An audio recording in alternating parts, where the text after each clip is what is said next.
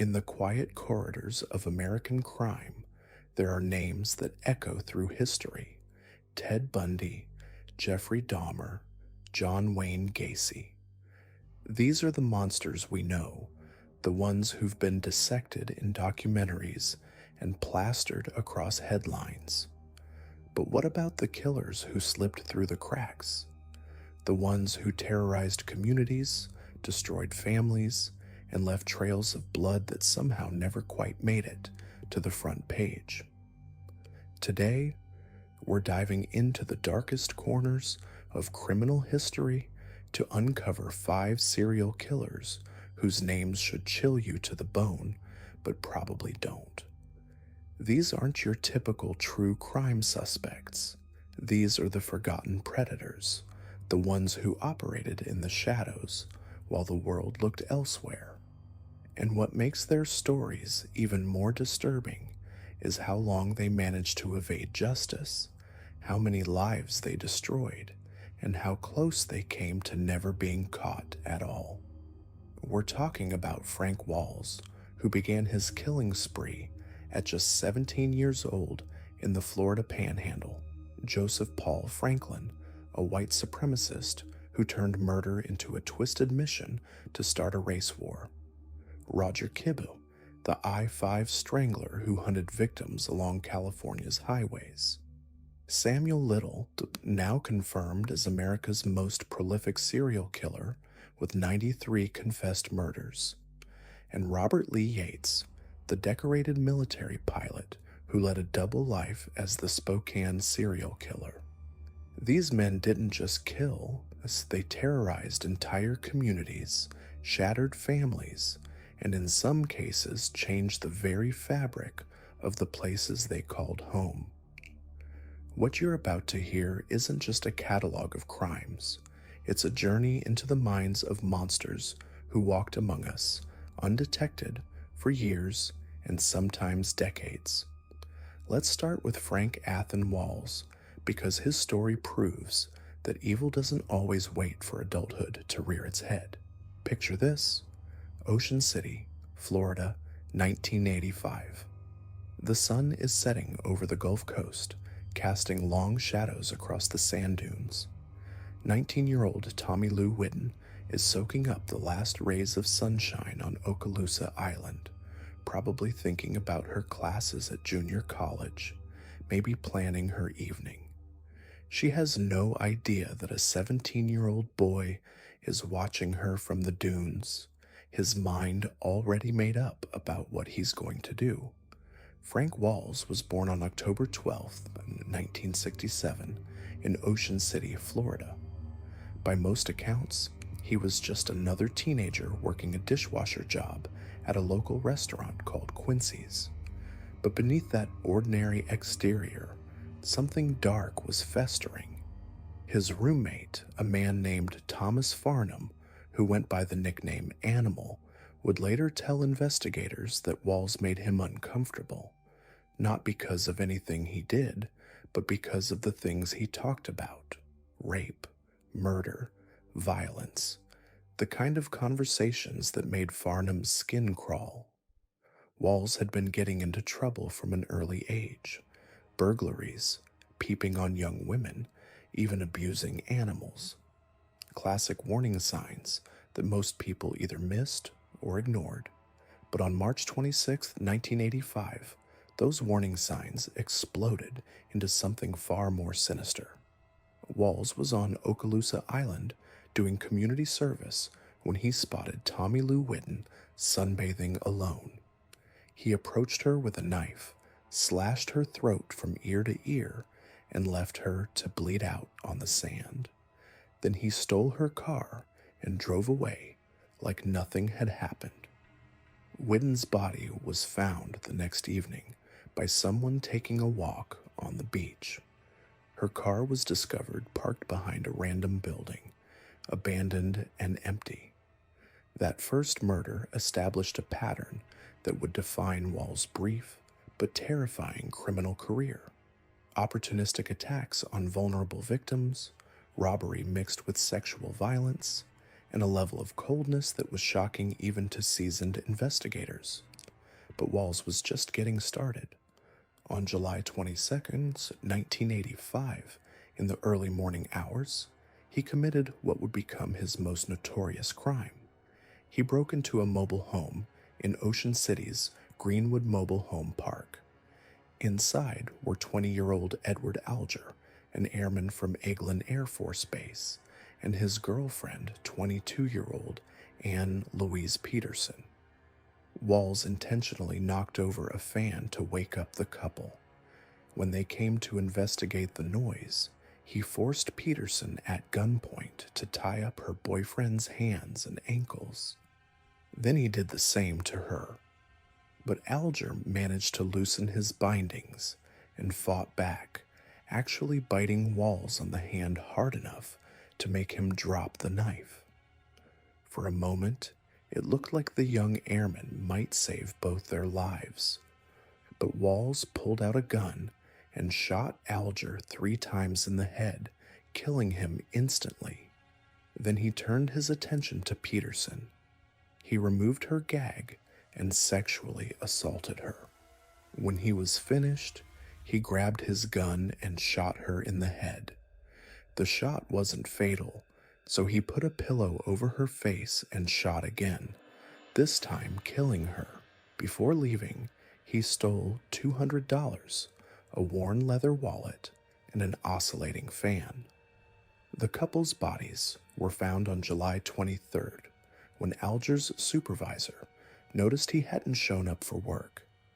The crime scene was so brutal that even experienced investigators struggled to process what they were seeing. This wasn't just murder, it was torture, execution, and theft, all rolled into one horrific act. The double murder represents the most complex and disturbing of Wall's crimes. The fact that Alger fought back and managed to bite his attacker shows the desperate struggle that took place in that mobile home. But Wall's methodical execution of both victims after the initial confrontation reveals something even more chilling: his complete lack of empathy or remorse. Walls would go on to commit more murders, eventually confessing to 5 killings total. But what makes his case particularly disturbing is how young he was when it all began. 17 years old when he first killed, still a teenager when he committed some of the most brutal crimes in Florida's history. Don Vinson, who was the chief investigator when Walls was finally arrested, said that the killer's crimes left a permanent scar on the community. Ocean City, his hometown, remains especially affected by what he did.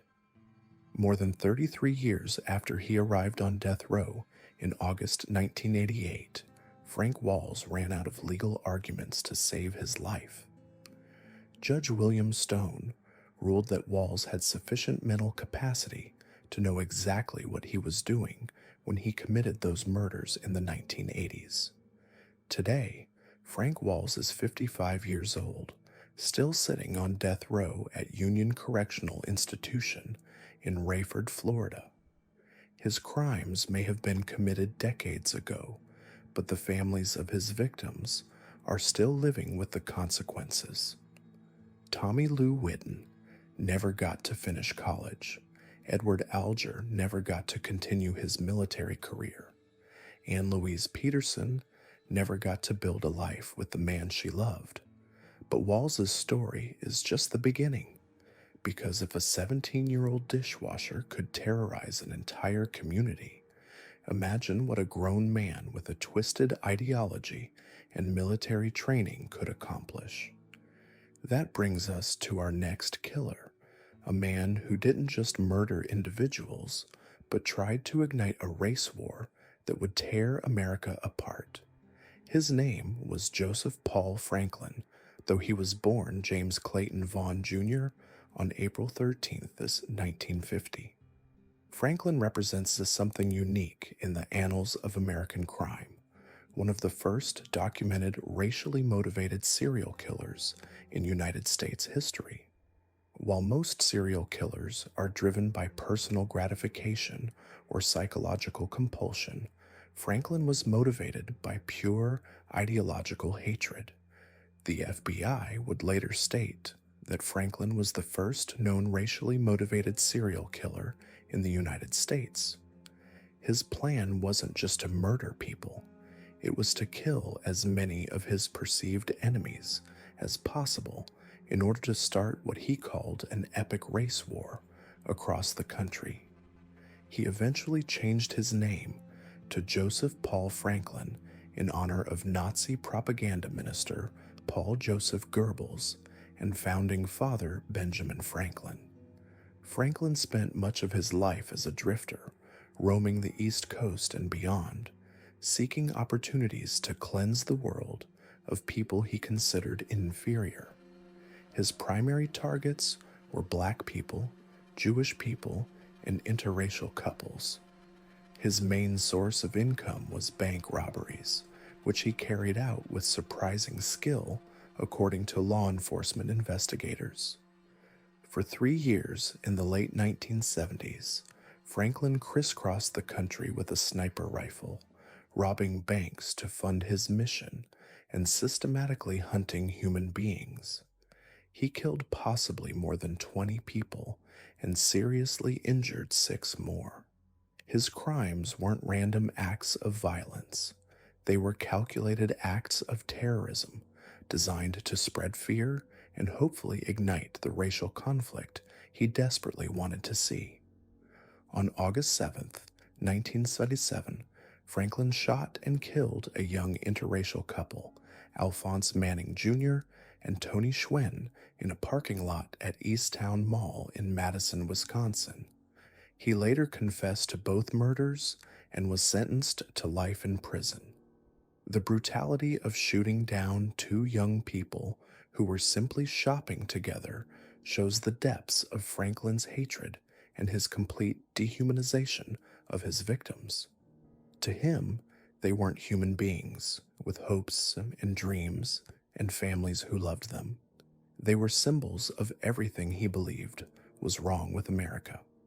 44 calibers semi-automatic rifle to ambush hustler publisher Larry Flynt and his lawyer Gene Reeves in Lawrenceville, Georgia.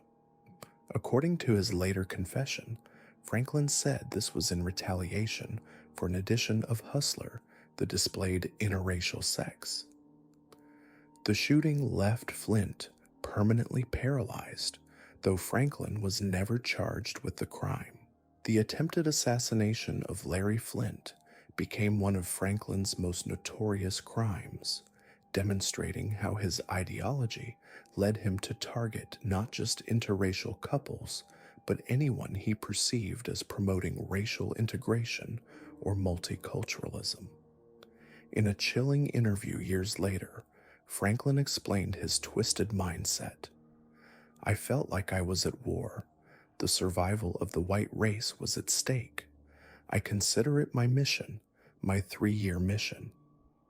This confession reveals the delusional, religious, and racial ideology that drove Franklin's crimes. He genuinely believed he was conducting a holy war against racial integration. His comparison of his murder spree to Jesus Christ's ministry shows the depths of his twisted worldview, while his systematic approach of combining bank robberies with racially motivated murders demonstrates the calculated nature of his terrorism campaign. Franklin spent 1977 to 1980 trying to accomplish his goal of starting a race war, committing more than a dozen bank robberies in addition to the murders. He was finally captured and eventually executed by lethal injection on November 20th, 2013, after spending decades on death row. But Franklin's story raises disturbing questions about how ideology can transform a person into a monster. He wasn't born evil. He was radicalized by hate, consumed by a twisted vision of racial purity that turned him into one of America's most dangerous domestic terrorists. Now let's dive deeper into the minds of predators who turned America's highways into hunting grounds. Roger Rees Kibbe earned his terrifying nickname, the I-5 Strangler, by methodically stalking victims along California's Interstate 5 corridor, transforming one of the nation's busiest transportation arteries into his personal killing field. Born in 1939, Kibbe appeared to be just another ordinary American man. He worked regular jobs, lived quietly, and blended seamlessly into suburban life.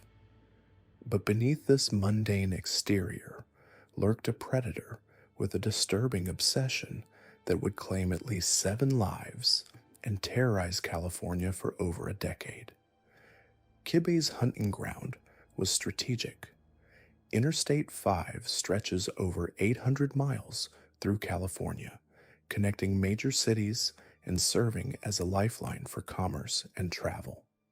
Along this corridor, vulnerable women often found themselves stranded hitchhiking or working in the sex trade. To Kibbe, they were perfect targets, isolated as desperate and unlikely to be quickly missed. His method was as calculated as it was brutal.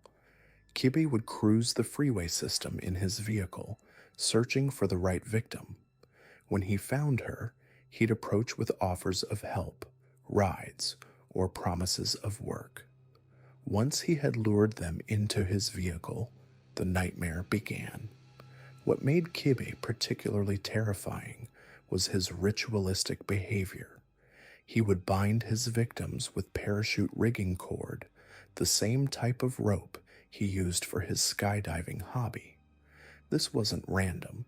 Kibbe was an experienced skydiver, and his knowledge of knots and restraints became tools of torture.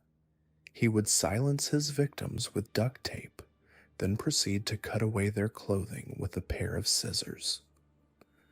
Not just any scissors, they belonged to his mother, suggesting deep psychological trauma tied to maternal relationships. The cutting of clothing wasn't practical, it was fetishistic.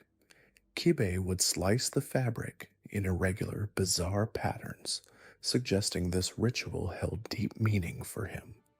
Sometimes he would strangle his victims with the same parachute cord he used to bind them, turning his recreational equipment into instruments of death. After murdering his victims, Kibbe would meticulously cut away most of their hair to remove the duct tape before disposing of their bodies. This attention to detail shows how organized and methodical he was, always thinking about evidence, always planning his next move. The first known victim was Lou Ellen Burley, a 21-year-old woman who met Kibbe for what she believed was a job interview on September 10, 1977. Burley had left her home in Walnut Creek, full of hope for new opportunities. She met Kibbe again the next morning and was never seen alive again. For 34 years, her family lived with the agony of not knowing what happened to her. Eventually, Kibbe confessed to raping and murdering Burley, but finding her remains proved nearly impossible. The terrain along California's highways had changed dramatically over 3 decades. Investigators spent 2 years searching the Lake Berryessa area, sometimes bringing the aging Kibbe with them to help locate the burial site. The landscape had been altered by development, weather, and time, making Kibbe's memories useless. Finally, in June 2011, DNA testing confirmed that bone fragments pulled from a creek bed belonged to Lou Ellen Burley.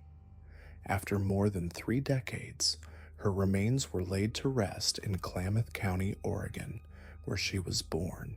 The discovery brought some closure to her family, but it also highlighted how thoroughly Kibbe had covered his tracks. Throughout the late 1980s, more bodies began appearing along the I-5 corridor. All bore Kibbe's signature: the parachute cord, the cut clothing, the evidence of sexual assault and strangulation. Law enforcement agencies across multiple counties began connecting the dots, realizing they were dealing with a serial killer who used California's highway system as his personal hunting preserve. In 1991, Kibbe was finally caught and sentenced to 25 years to life for the murder of Darcy Frackenpole, but investigators suspected he was responsible for many more deaths. The I-5 strangler case became one of California's most notorious, unsolved serial killer investigations, with potential victims scattered across hundreds of miles of highway. Kibbe spent the rest of his life in prison, growing old behind bars while families of his victims sought answers. But his story would end with a twist of brutal irony. On February 28, 2021, at approximately 12:40 a.m., guards at Mule Creek State Prison discovered Kibbe dead in his cell. His cellmate, Jason Boudreaux, was present at the scene. Boudreaux was serving a life sentence for strangling 48-year-old Margaret Dalton in 2010. A self-proclaimed Satanist, Boudreaux claimed he murdered Kibbe to avenge his victims. The autopsy revealed that the 81-year-old Kibbe had died from manual strangulation, the same method he had used to kill his own victims decades earlier.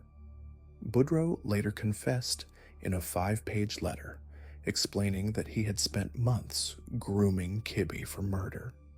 He strangled the elderly serial killer with a triangle chokehold the same day they became cellmates.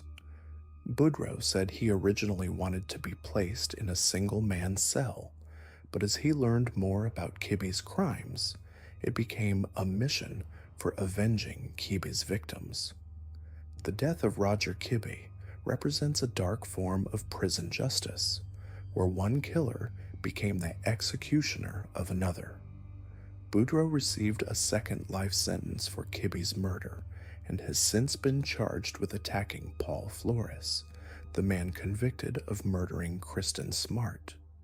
But Kibbe's story pales in comparison to the man who would become America's most prolific confirmed serial killer. Samuel Little stands as a monument to evil, a predator whose killing spree spanned 35 years and crossed the entire United States. The FBI has confirmed his involvement in at least 60 murders, but Little himself confessed to 93 killings between 1970 and 2005. Born Samuel McDowell on June 7, 1940, in Reynolds, Georgia, Little's life began in chaos and abandonment. His mother was a teenage prostitute who had abandoned him, and authorities believe she may have given birth to him while in jail. The 1940 census listed his mother, Bessie Mae Little, as working as a maid, with his father recorded as 19-year-old Paul McDowell. Soon after his birth, Little's family moved to Lorain, Ohio, where he was raised primarily by his grandmother. This early abandonment and instability created the foundation for a lifetime of violence and criminality. Little never experienced consistent parental love or guidance, instead growing up in a world where survival meant taking what you needed and trusting no one. Little dropped out of high school in the 1950s and left Ohio to begin a nomadic life of crime. He lived by stealing, selling his stolen goods, and using the money for drugs and alcohol. He had frequent run-ins with police across multiple states, being arrested for crimes including driving under the influence, fraud, shoplifting, solicitation, armed robbery, aggravated assault, and rape. But law enforcement agencies weren't connected in the way they are today. Little could commit crimes in one state, serve a short sentence, and disappear to another state where his criminal history was unknown. This pattern of minor arrests and releases allowed him to continue his predatory behavior for decades, as individual police departments failed to recognize the connection between his various crimes. What made Little particularly dangerous was his photographic memory for his victims. He could describe in vivid detail where he met each woman, how he killed her, and where he left her body. He provided sketches for 26 of his victims, drawings so detailed and accurate that the FBI used them to help solve cold cases across the country. Little's victims were primarily black women, many of whom were sex workers, drug users, or homeless. He deliberately targeted society's most vulnerable and marginalized populations, knowing that their disappearances would generate little police attention or media coverage. This calculated targeting of marginalized women reveals how societal indifference enabled Little's unprecedented killing spree. While missing white women generated headlines and massive police investigations, the disappearance of poor black women barely registered with authorities. Little exploited this systemic racism and classism to continue killing for over 3 decades. In recorded confessions, Little recalled his victims with chilling clarity. Describing a woman he killed in New Orleans, he said, "She was pretty, light-skinned, brown, honey-colored skin, and she was about 5. She was tall. She was tall for a woman, about 5'8", 5'9", and beautiful shape, and friendly. She was about 30. I met her in a nightclub in New Orleans. Her and her sister, too. She had 2 sisters." The confession continues with horrifying detail. "I grabbed her by the legs and pulled her to the water." The casual manner in which Little describes drowning this victim demonstrates his complete dehumanization of his victims. To him, they weren't people with hopes, dreams, and families who loved them. They were objects to be used and discarded. Many of Little's victims' deaths were originally ruled overdoses or attributed to accidental or undetermined causes. Some bodies were never found.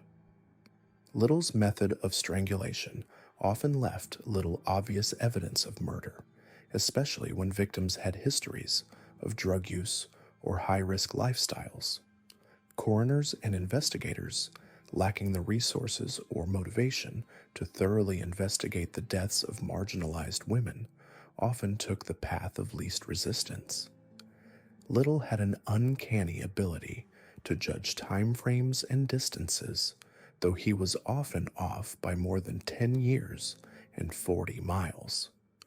Despite these memory issues, his detailed recollections of his victims proved invaluable to investigators trying to solve cold cases across the country.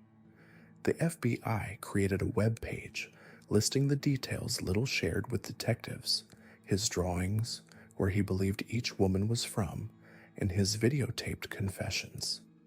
Samuel Little died on December 30th, 2020, taking with him the secrets of dozens of unsolved murders.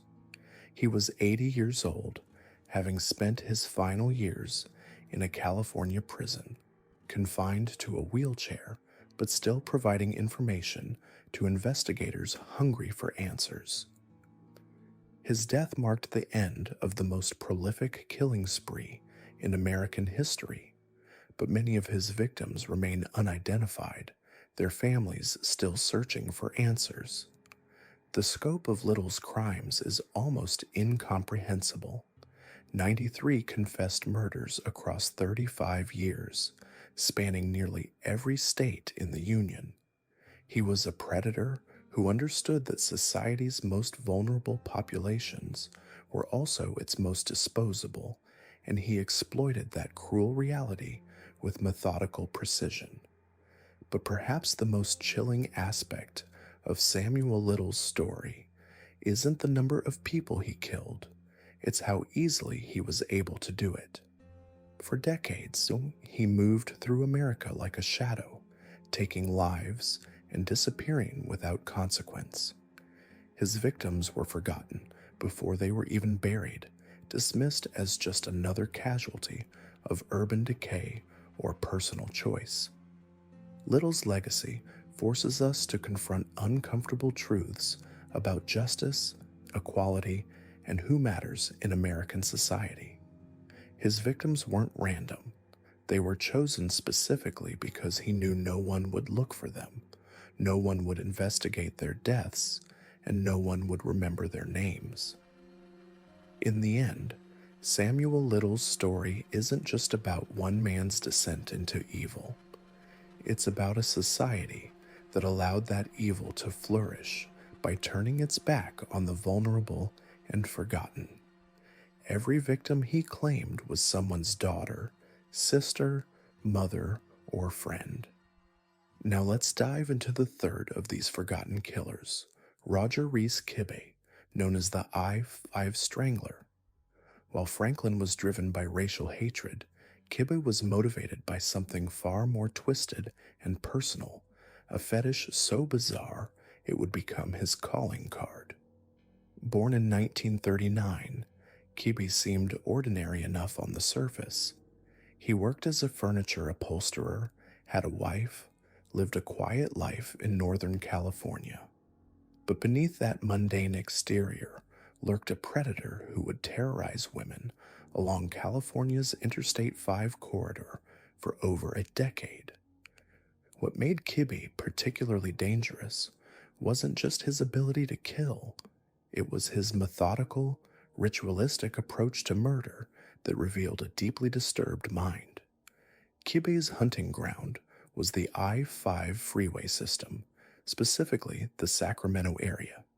He targeted vulnerable women, sex workers, hitchhikers, anyone who found themselves alone and defenseless along this major transportation route. But what he did to his victims went far beyond simple murder. Kibbe had developed an elaborate ritual that spoke to profound psychological damage. He would kidnap his victims, often picking them up under the pretense of offering help or money. Once he had them isolated, he would bind them with parachute rigging cord, the same type used in his hobby of skydiving. He would silence them with duct tape, then begin the most disturbing part of his ritual. Using a pair of scissors that had belonged to his mother, Kibbe would methodically cut away his victims' clothing in irregular, jagged patterns. This wasn't about removing clothes for sexual assault. This was about the cutting itself, a fetish so specific it would eventually help investigators link his crimes. After cutting their clothing, Kibbe would rape and strangle his victims, sometimes using the same parachute cord he had used to bind them. But even then, his ritual wasn't complete. He would cut off most of their hair to remove any duct tape residue, attempting to eliminate evidence. Then he would dump their bodies in remote locations along the I-5 corridor, often in areas where they wouldn't be discovered for weeks or months. The first known victim was Lou Ellen Burley, a 21-year-old woman who met Kibbe for what she believed was a job interview on September 10th, 1970. She was last seen leaving her Walnut Creek home, telling friends she was meeting someone about potential work. She never returned. For 34 years, her family had no answers, no closure, no idea what had happened to their daughter and sister. The case that would eventually break Kibbe's reign of terror open was the murder of Darcy Frackenpole in 1987. Frackenpole was found dead near a rest stop along I-5, her body showing all the hallmarks of Kibbe's ritualistic murders: the binding, the cut clothing, the strangulation. But this time, investigators found something they hadn't found before: physical evidence that would eventually lead them to their killer. What investigators discovered was a pattern of murders stretching back over a decade. Women were disappearing along the I-5 corridor, their bodies found in remote locations, all showing signs of the same bizarre ritual. The cut clothing was the key. It wasn't random violence. It was the work of someone with a very specific compulsion, someone who needed to cut fabric in order to achieve sexual satisfaction. The investigation into Kibe's crimes revealed the depths of his psychological disturbance. The scissors he used belonged to his mother, suggesting a complex relationship with maternal authority that manifested in extreme violence against women. The parachute cord wasn't just convenient, it was part of his identity as a skydiver, a hobby that required precision and control, qualities he brought to his murders. Kiba's ability to evade capture for so long speaks to both his careful planning and the challenges law enforcement faced in the pre-DNA era. He chose victims who were often marginalized, women whose disappearances might not be immediately noticed or thoroughly investigated. He dumped bodies in remote locations across multiple jurisdictions, making it difficult for investigators to connect the crimes. And his ritual, while bizarre, was carried out with such precision that he rarely left physical evidence. When Kibe was finally arrested in 1991, he was charged with the murder of Darcy Frackenpole and sentenced to 25 years to life. But investigators suspected he was responsible for many more deaths. The I-5 corridor had been his hunting ground for over a decade, and the number of women who had disappeared along that route during his active years was staggering. As part of a plea deal, Kibe eventually agreed to help investigators locate the body of Lou Ellen Burley, his first known victim. For 2 years, they searched the Lake Berryessa area, sometimes bringing the aging killer with them to help identify locations. But the terrain had changed dramatically over the 3 decades since her murder. What had once been familiar landmarks were now unrecognizable. Trees had grown, water levels had changed, roads had been built or abandoned.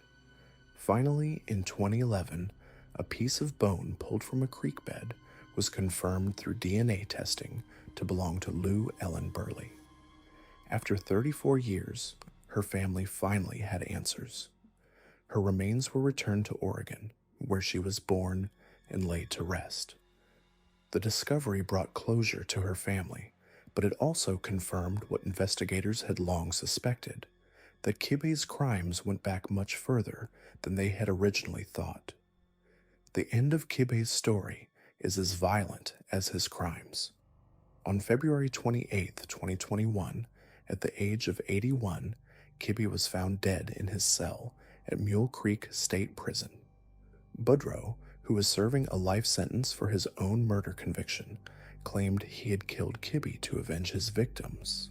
In a 5-page confession letter, Budrow described how he had spent months grooming Kibe for murder, learning about his crimes, and building up to the moment when he would take his revenge. Budrow, a self-described Satanist, said the killing had 2 motives. He originally wanted to be placed in a single-man cell, but as he learned more about Kibe's case, it became a mission for avenging his victims. The irony wasn't lost on investigators. Kibe, who had spent decades strangling women, died by strangulation at the hands of another killer. Prison justice had taken its course, but it came too late for the families who had waited decades for answers. Kibe's crimes reveal something disturbing about how society views certain victims. His targets were often sex workers, hitchhikers, women living on the margins of society. Their disappearances weren't always thoroughly investigated. Their cases weren't always prioritized. This allowed Kibe to operate for years without detection, claiming victim after victim along California's highways. The case also highlights the importance of physical evidence in solving serial crimes.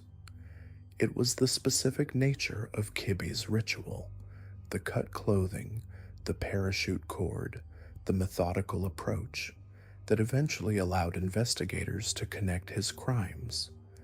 Without these signature elements, he might have remained just another unsolved case file. Roger Kibbe died having confessed to only some of his crimes. Investigators believe he was responsible for at least 7 murders, possibly more.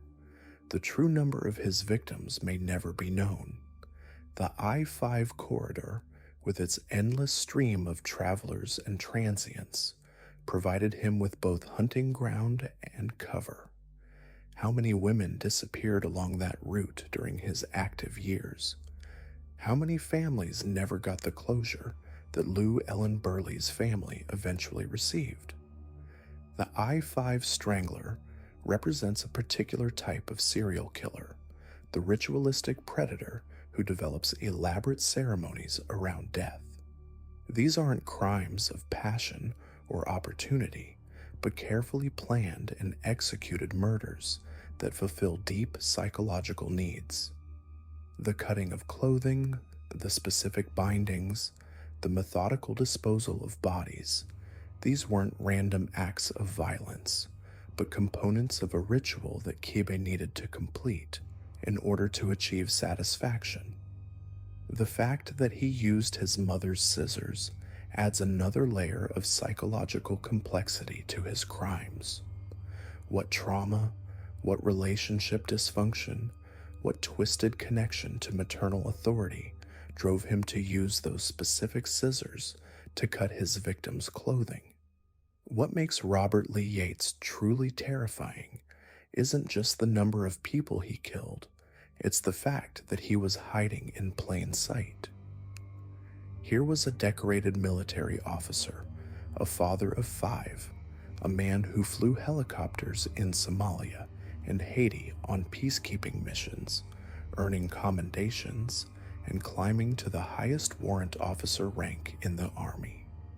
His neighbors saw him mowing his lawn on weekends. His fellow soldiers knew him as a competent pilot. His family knew him as a provider. But none of them knew that this same man was systematically hunting and killing women across Washington state for over 2 decades.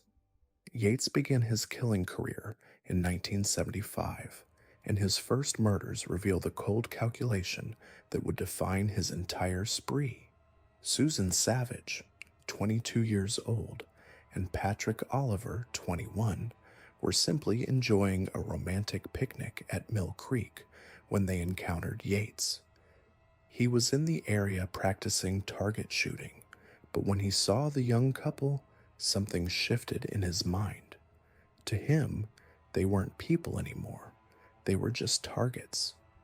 He executed Patrick first, shooting him 3 times in the head with methodical precision. Then he turned the gun on Susan, firing 2 shots into her. He buried their bodies under a pile of brush like they were nothing more than trash. Their remains were discovered just days later, but it would take 25 years before Robert Lee Yates finally admitted to killing them. What's chilling about this first double murder is how it demonstrates Yates's complete compartmentalization. He could kill 2 innocent people in broad daylight, bury their bodies, and then return to his normal life without missing a beat. This wasn't a crime of passion or desperation. It was target practice with human beings. And the fact that he got away with it for a quarter century shows just how effectively he was able to maintain his double life. After enlisting in the Army in 1977, Yates seemed to channel his violent impulses into military service. He became certified to fly civilian transport airplanes and helicopters, serving in Germany, Somalia, and Haiti during UN peacekeeping missions. He earned multiple commendation and service medals, including the prestigious U.S. Army Master Aviator Badge. By all outward appearances, he was the model soldier, rising through the ranks to become a chief warrant officer for the highest rank a warrant officer could achieve. His military record was spotless, his service exemplary. But beneath this veneer of respectability, something dark was still festering. Yates left active duty in April 1996, apparently a year and a half short of being eligible for his full retirement benefits and pension. This decision puzzled his superiors. Why would a decorated officer with an exemplary record walk away from full benefits when he was so close to retirement? The answer may lie in what Yates was planning to do next. After settling with his family into a two-story ranch home on Spokane's South Hill, Yates began the most prolific phase of his killing career. His primary hunting ground became East Sprague Avenue, a stretch of road known for sex work and drug activity. This area provided him with vulnerable victims, women who were struggling with substance abuse, who worked in dangerous circumstances, who might not be immediately missed if they disappeared.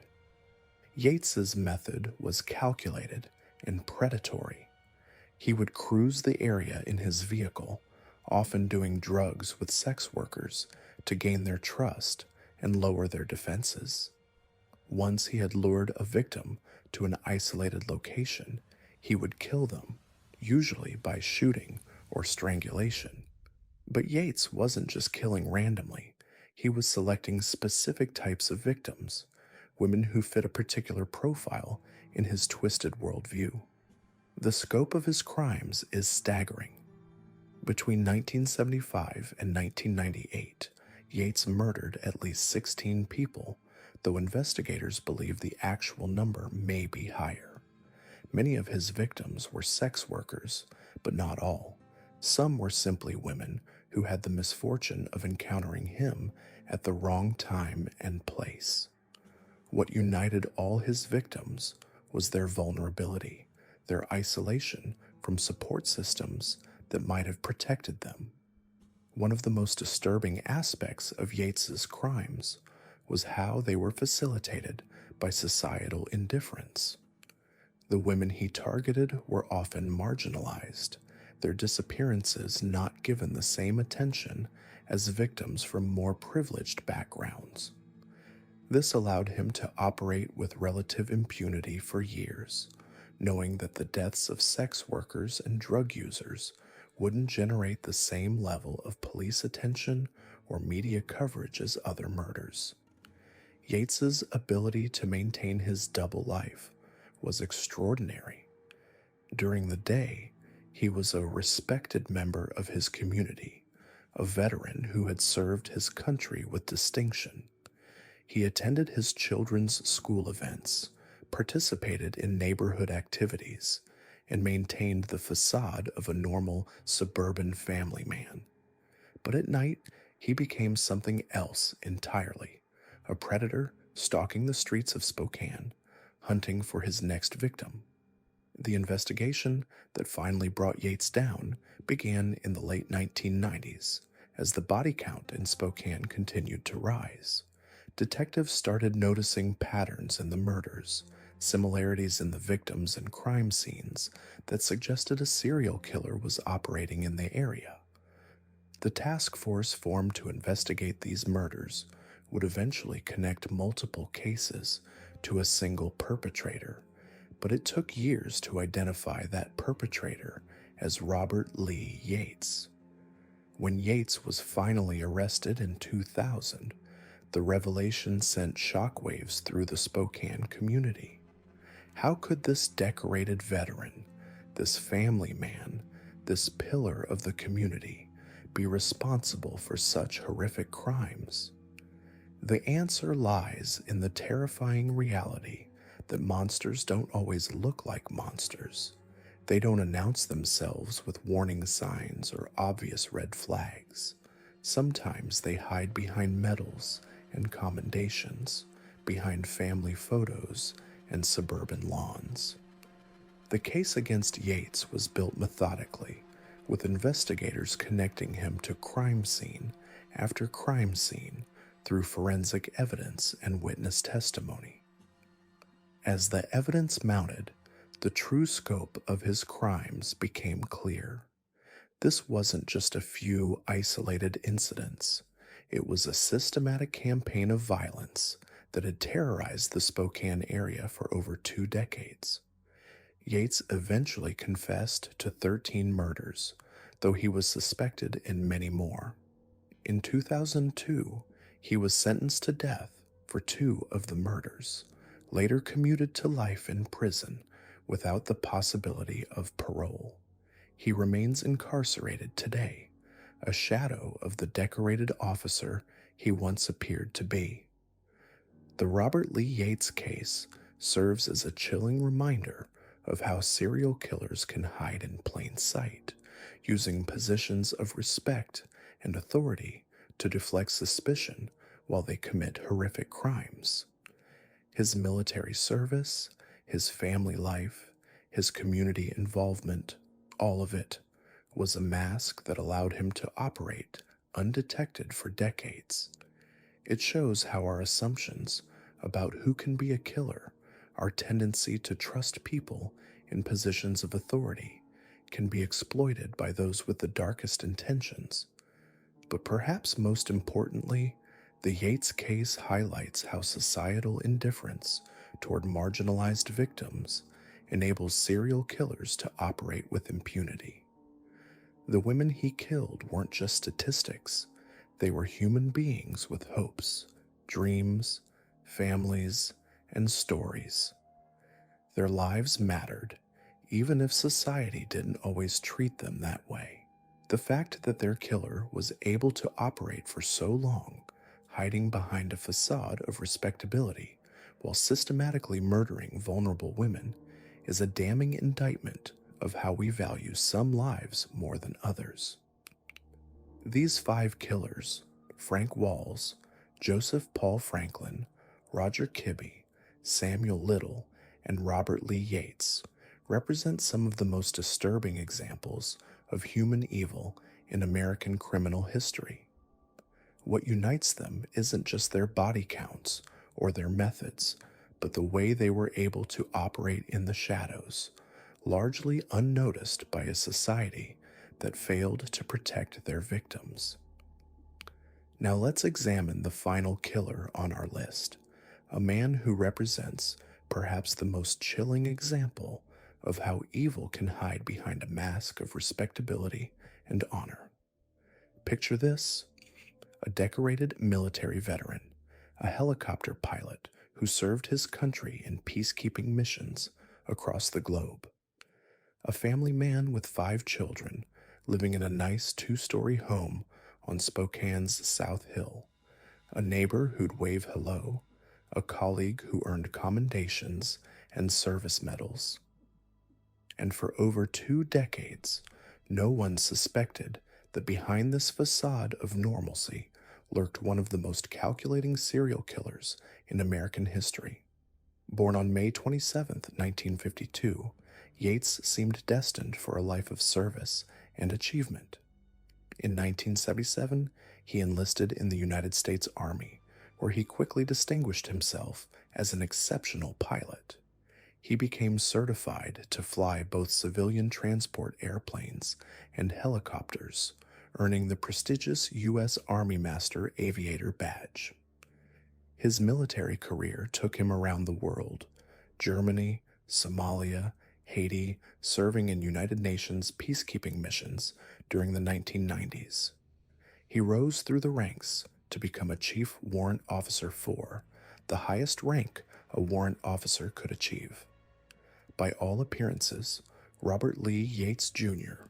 was a model soldier and citizen, but appearances can be devastatingly deceiving. In 1996, Yates made a curious decision that would later raise questions among investigators.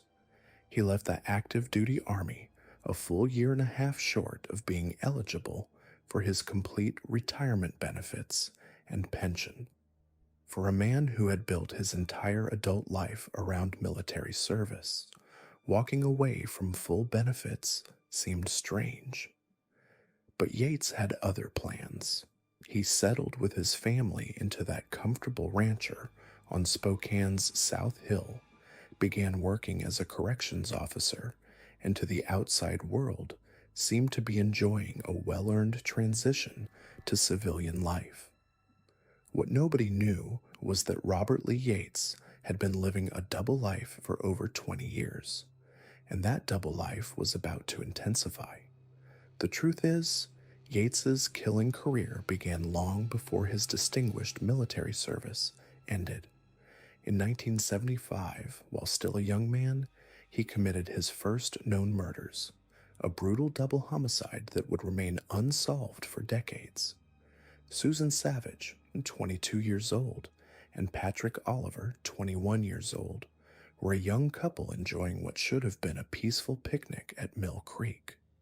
They had no idea that their romantic afternoon would put them directly in the path of a monster. Yates was in the same area, supposedly practicing target shooting. But when he encountered the young couple, something dark and calculating took over. To him, Susan and Patrick weren't human beings with hopes, dreams, and families who loved them. They were nothing more than targets. He executed them with chilling precision, shooting Patrick 3 times in the head, then turning the gun on Susan and shooting her twice. Then, with the same methodical approach that would characterize all his crimes, he buried their bodies under a pile of brush. Their remains were discovered just days later, but the case went cold immediately. There were no witnesses, no clear motive, no suspects. The young couple had simply been in the wrong place at the wrong time, encountering a killer who saw murder as nothing more than target practice. For 25 years, their families lived without answers, without justice, without knowing who had stolen their loved ones' lives. And Yates? He went on with his life as if nothing had happened. He enlisted in the Army, built a distinguished career, got married, had children, and became a pillar of his community.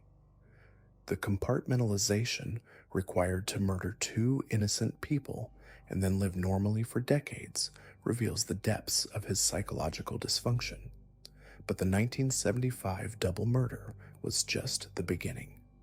After Yates retired from the Army and settled in Spokane, his killing spree intensified dramatically. Between 1996 and 1998, he embarked on a systematic campaign of murder that would claim at least 13 more lives, though investigators believe the true number may be higher. Yates had developed a specific type of victim he preferred to target: women working in prostitution along East Sprague Avenue, many of whom struggled with substance abuse issues. This wasn't random selection, it was calculated predation. Yates understood that these women existed on the margins of society, that their disappearances might not be immediately noticed or thoroughly investigated. He exploited society's indifference toward vulnerable women, using it as cover for his crimes. His method was as calculating as his victim selection. Yates would cruise East Sprague Avenue in his vehicle, often engaging in conversation with sex workers, sometimes even using drugs with them to build trust and familiarity. He presented himself as just another client, blending into the environment until he found the right opportunity to strike. Then he would lure his victims to secluded locations where he would shoot them, often in the head, with the same cold precision he had used on Susan Savage and Patrick Oliver decades earlier. What made Yates particularly dangerous was his ability to appear completely normal between murders. His neighbors knew him as a quiet, reliable family man. His co-workers at the corrections facility saw him as professional and competent. His military record spoke of honor, service, and dedication to duty. The cognitive dissonance between his public persona and his private reality was staggering. The investigation that would eventually bring Yates down began in 1997, when bodies started appearing around Spokane with disturbing frequency. The victims were primarily women involved in prostitution, many found shot in the head and dumped in remote locations around the city. The Spokane Police Department formed a task force to investigate what they began calling the Spokane serial killer case. As the body count mounted, investigators noticed patterns in the crimes. The victims were all vulnerable women from similar backgrounds. They had all been shot with what appeared to be the same weapon, and they were all being discovered in areas that suggested the killer had intimate knowledge of Spokane's geography, the kind of knowledge that came from years of living in the area. The breakthrough came through a combination of forensic evidence and witness testimony. Several sex workers came forward with descriptions of a man who had been seen with some of the victims shortly before their disappearances. The description matched Robert Lee Yates Jr. When investigators ran his name through their databases, they discovered his military background, his current employment as a corrections officer, and his residence on South Hill. But it was DNA evidence that sealed Yates's fate. Forensic analysis linked him definitively to multiple crime scenes, and suddenly the decorated veteran and family man was revealed as the monster who had been terrorizing Spokane's most vulnerable women.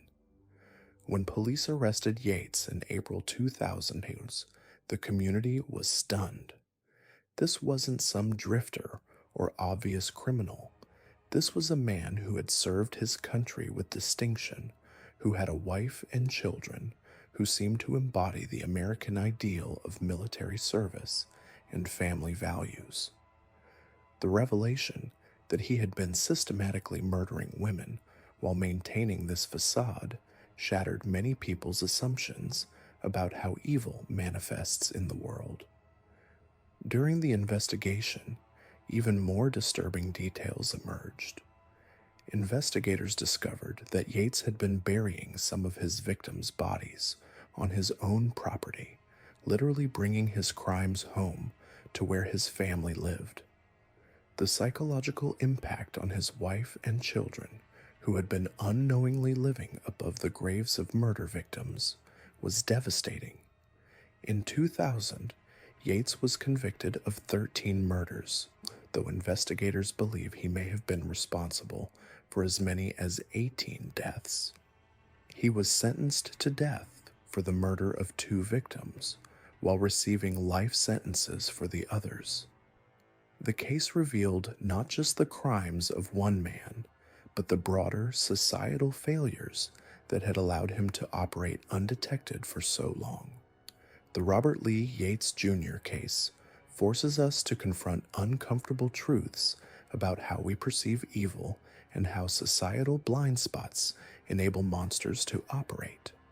His military service, his family life, his community standing, these weren't just a disguise.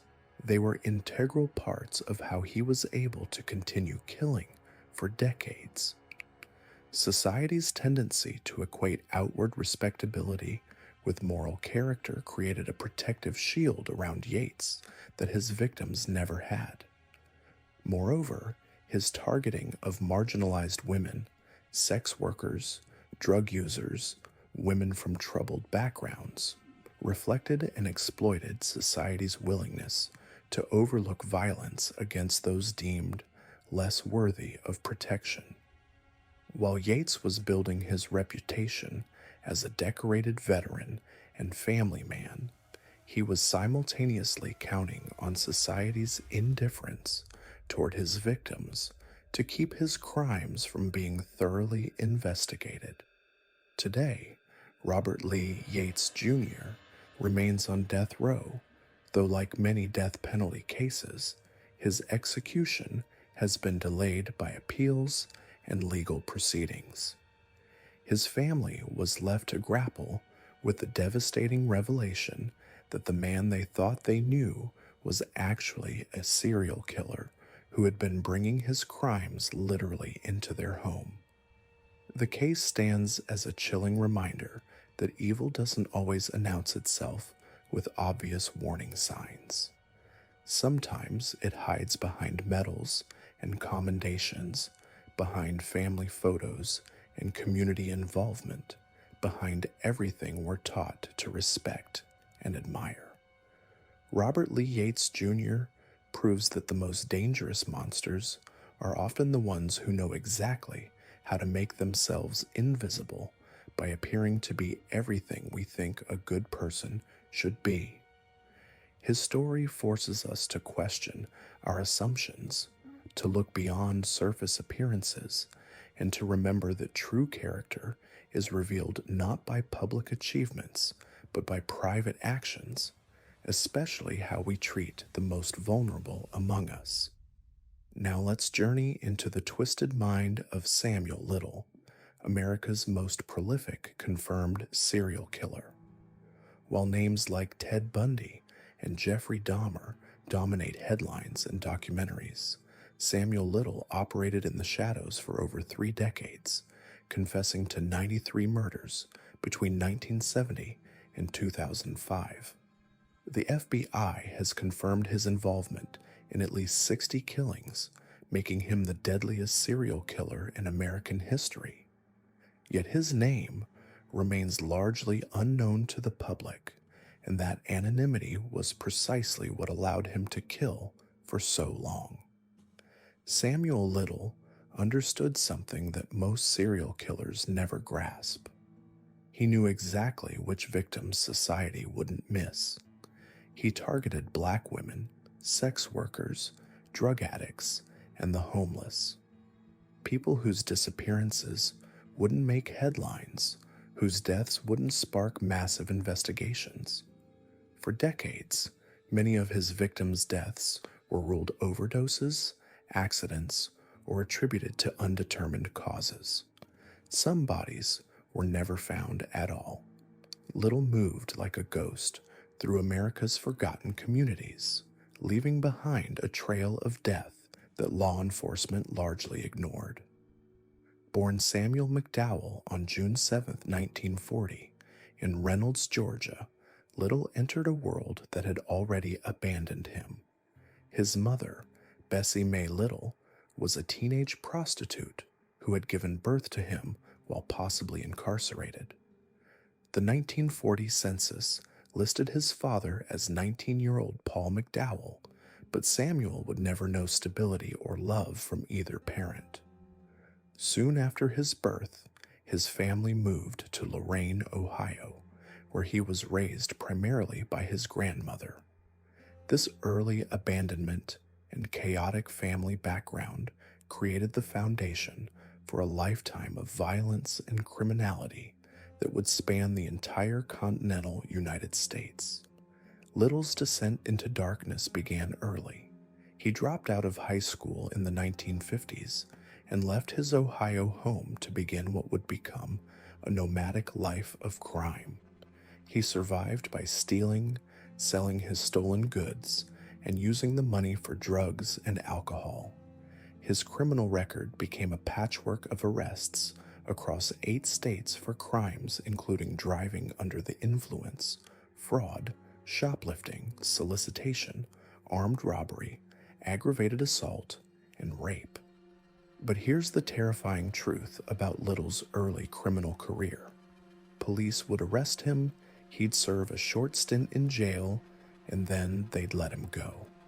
This pattern of minor arrests and releases allowed Little to continue his predatory behavior across multiple states and decades, as law enforcement agencies failed to recognize the connection between his various crimes and the growing number of dead women in their jurisdictions. What made Little so dangerous wasn't just his willingness to kill, but his method. He strangled his victims with his bare hands, a technique that often left little forensic evidence and could easily be mistaken for natural death or overdose, especially when the victims were already marginalized by society. Little later boasted about this method, explaining that it was quiet, personal, and left him feeling powerful. He described the act of strangling someone as watching the life drain from their eyes, and he clearly took sadistic pleasure in that final moment of control. But perhaps the most chilling aspect of Little's crimes was his photographic memory for his victims.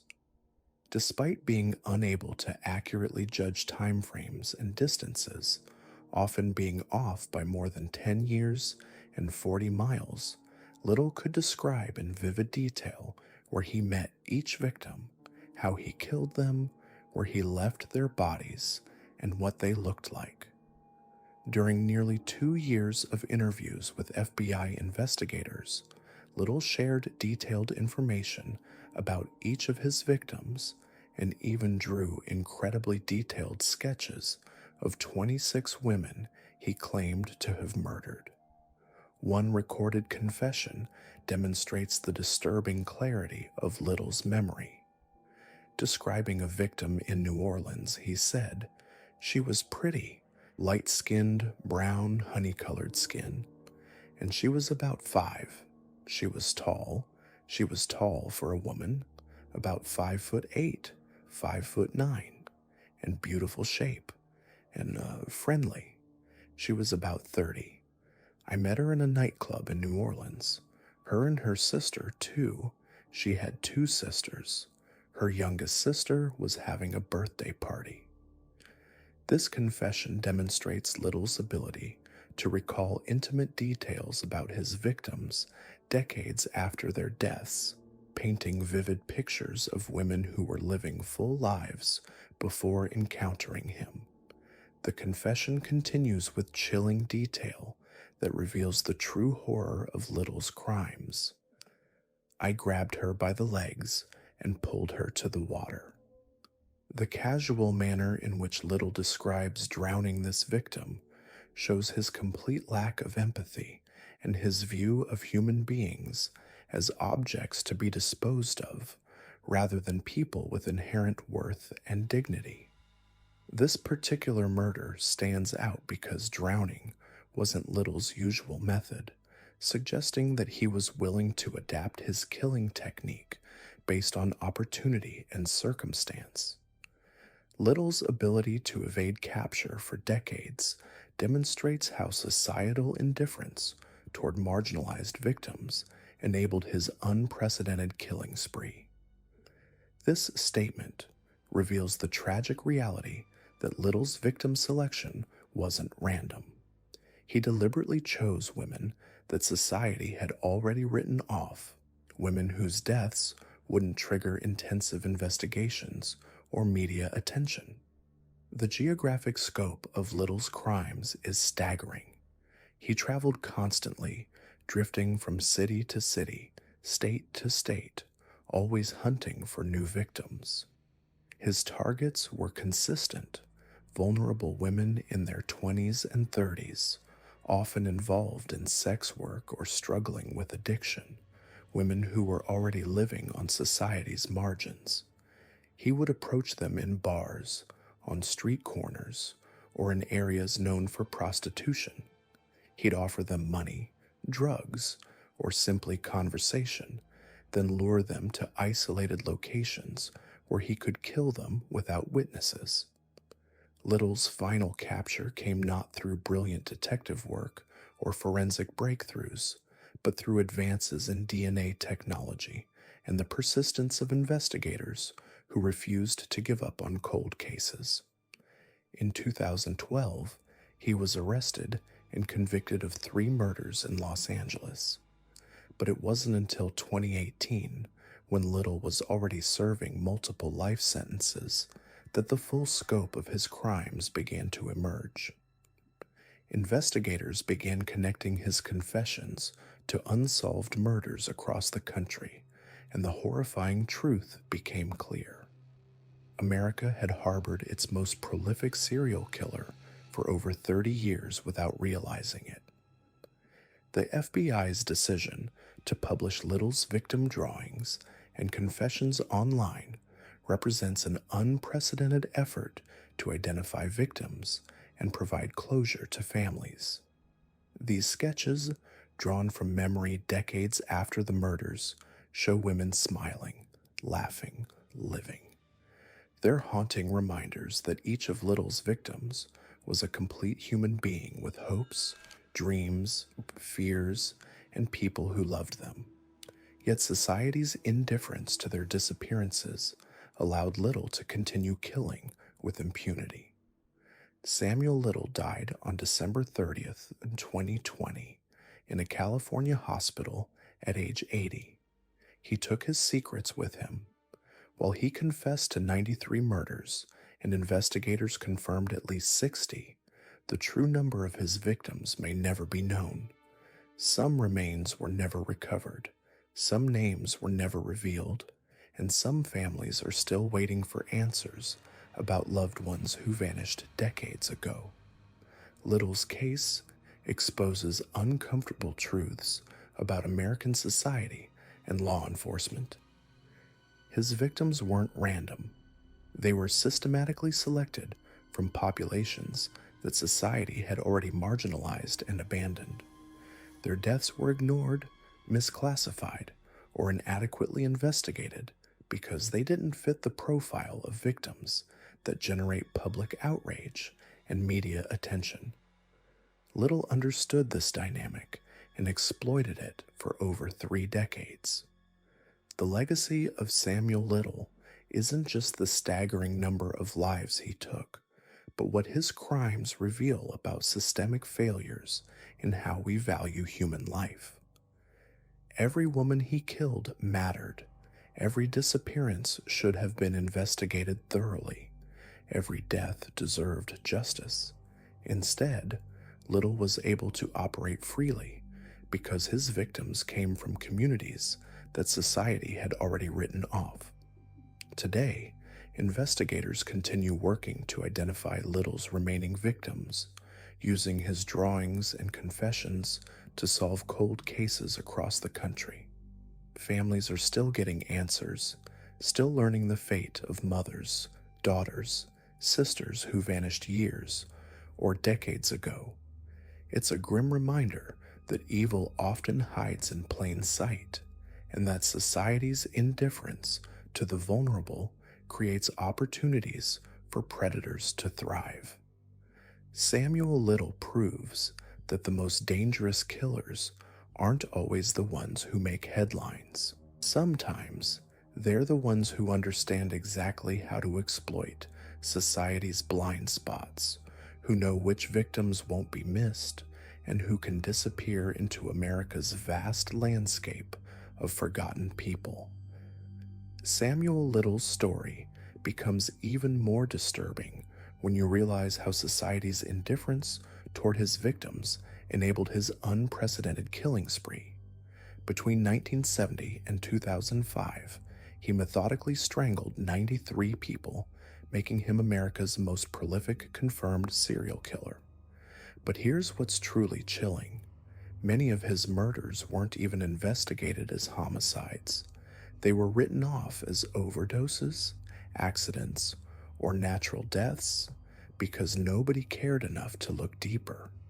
Little understood this system better than anyone.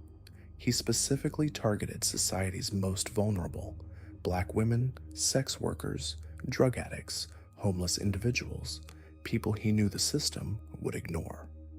And he was right.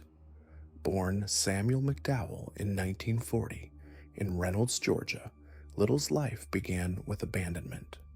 His teenage mother was a prostitute who left him behind, possibly giving birth while incarcerated. Raised primarily by his grandmother in Lorain, Ohio, Little dropped out of high school in the 1950s and began a nomadic life of crime. But these weren't random acts of desperation. They were a decades-long audition for murder. Little's criminal resume reads like a masterclass in escalation. Theft, fraud, shoplifting, armed robbery, aggravated assault, rape. He was arrested in 8 different states, but the system kept letting him go. Short jail stints, early releases, jurisdictions that didn't communicate with each other. Each time authorities failed to connect the dots, Little grew bolder, more confident that he was untouchable. What made Little so dangerous wasn't just his lack of conscience, it was his intelligence. He possessed a photographic memory for his victims that was both remarkable and horrifying. Decades after their deaths, he could describe where he met them, what they looked like, how they died, and where he left their bodies. When investigators finally caught him, Little provided sketches of 26 victims, drawings so detailed and accurate they helped solve cold cases across the country. But Little's memory had blind spots that worked in his favor. He couldn't judge time or distance accurately, sometimes being off by 10 years or 40 miles. This confusion helped him evade capture because investigators couldn't establish clear patterns or timelines. He was a ghost moving through America's underbelly, leaving death in his wake while authorities remained oblivious. In one recorded confession, Little recalled a victim from New Orleans with chilling precision. She was pretty, light-skinned to brown, honey-colored skin, and she was about 5. She was tall. She was tall for a woman, about 5'8", 5'9", and beautiful shape and friendly. She was about 30. I met her in a nightclub in New Orleans. Her and her sister, too. She had 2 sisters. This woman had a name, a family, dreams, relationships. She was celebrating her sister's birthday, living a full life until Samuel Little decided she didn't deserve to continue living it. His confession continues with the casual brutality that defined his crimes. I grabbed her by the legs and pulled her to the water. The only one he killed by drowning, as if he was discussing different cooking methods rather than describing how he ended human lives.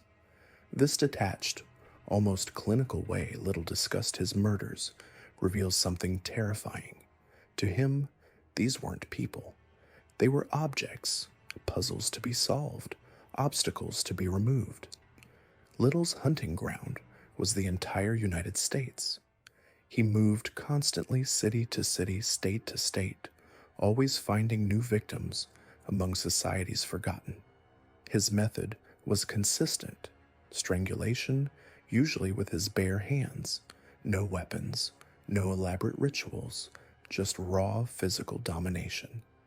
He preferred it this way because it was personal, intimate, and left fewer traces for investigators to follow. The geographic scope of his crimes is staggering. Little confessed to murders in California, Florida, Georgia, Kentucky, Louisiana, Maryland, Mississippi, Missouri, Nevada, Ohio, South Carolina, Tennessee, Texas, and West Virginia.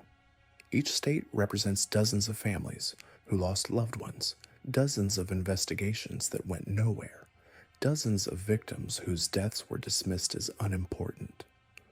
When Little was finally caught in 2012, it wasn't for murder, it was for a drug charge. DNA evidence later linked him to several cold cases, and that's when investigators realized they had caught something unprecedented.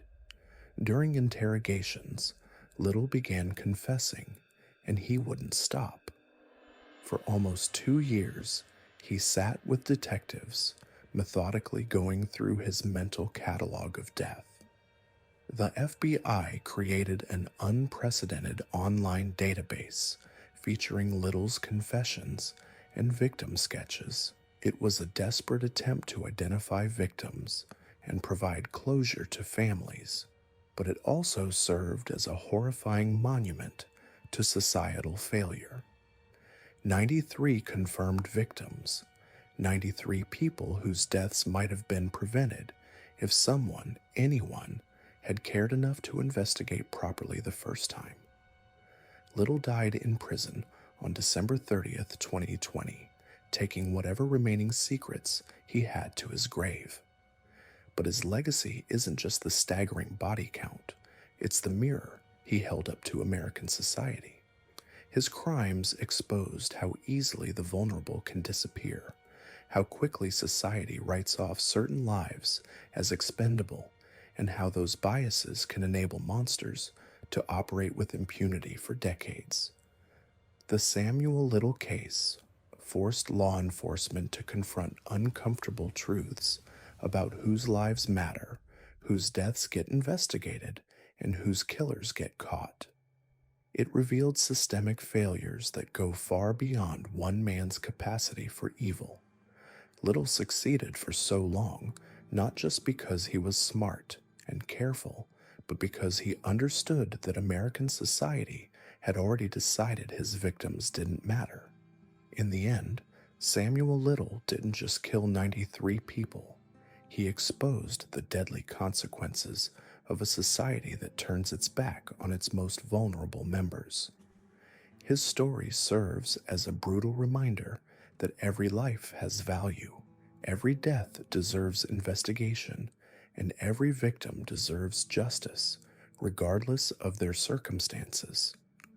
The shadow of Samuel Little stretched across America for over 3 decades, moving through cities like a ghost, leaving behind a trail of death that investigators couldn't even see. While other serial killers hunted for fame or left calling cards, Little operated with a different kind of terror, the terror of invisibility. He targeted the forgotten, the marginalized, the women society had already written off. And because of that, he became the most prolific serial killer in American history.